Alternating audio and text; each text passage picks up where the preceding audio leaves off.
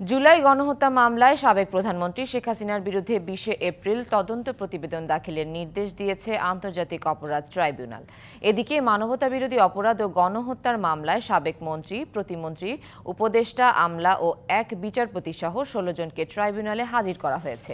মঙ্গলবার সকাল 10:15টার দিকে প্রিজন ভ্যানে করে তাদের ট্রাইব্যুনালে হাজির করা হয়। সাবেক মন্ত্রী আনিসুল হক, রাশেদ খান মেনন, আহসানুল হক ইনু, ফারুক খান, শাহজাহান খান, কামাল আহমেদ মজুমদার, গোলাম দস্তগীর গাজী, আব্দুর রাজ্জাক, দীপুমণি, জুনাইদ আহমেদ পলক, সালমান এফ রহমান, তৌফিকি ইলাহি, বিচারপতি শামসুদ্দিন চৌধুরী, মানিক ও সাবেক স্বরাষ্ট্র সচিব জাহাঙ্গীর আলম চৌধুরীকে হাজির করা হয়েছে ট্রাইব্যুনালে। গত ১৬ ডিসেম্বর সাবেক ১১ মন্ত্রী সহ ১৬ জনের বিরুদ্ধে তদন্ত প্রতিবেদন দেওয়ার জন্য ১৮ ফেব্রুয়ারি পর্যন্ত সময় দেয় ট্রাইব্যুনাল।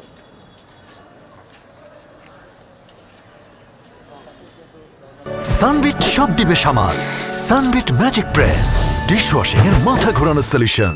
এ বিষয়ে আরো বিস্তারিত জানাতে আন্তর্জাতিক অপরাধ ট্রাইব্যুনাল থেকে আমাদের সাথে যুক্ত হচ্ছেন সহকর্মী হাসিব পান্ত। হাসিব, জুলাই গণহত্যা মামলা নিয়ে সবশেষ কি তথ্য আছে আপনার কাছে, বিস্তারিত জানাবেন।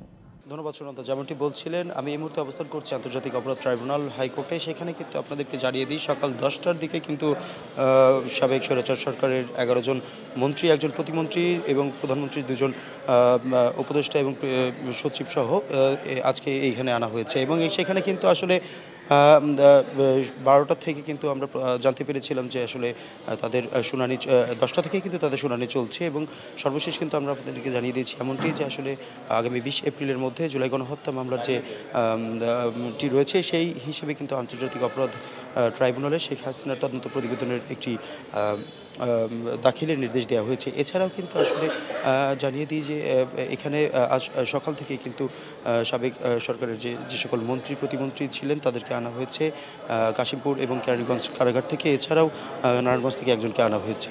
সর্বশেষ জানাচ্ছিলাম এবং কিছুক্ষণের মধ্যে কিন্তু চিফ প্রসিকিউটর কথা বলবেন আগামী এই যে যাদেরকে আনা হয়েছে তাদের বিষয়ে একটি শুনানির পরবর্তীতে কী সিদ্ধান্ত আসে সেই বিষয়ে কথা বলবেন। এছাড়াও কিন্তু আরও বেশ যে শেখ হাসিনার তদন্ত জুলাই গণহত্যা মামলার যে তদন্ত প্রতিবেদন তার একটি দিয়েছে, সেই বিষয়ে আমরা বিস্তারিত কথা শুনবো তার থেকে।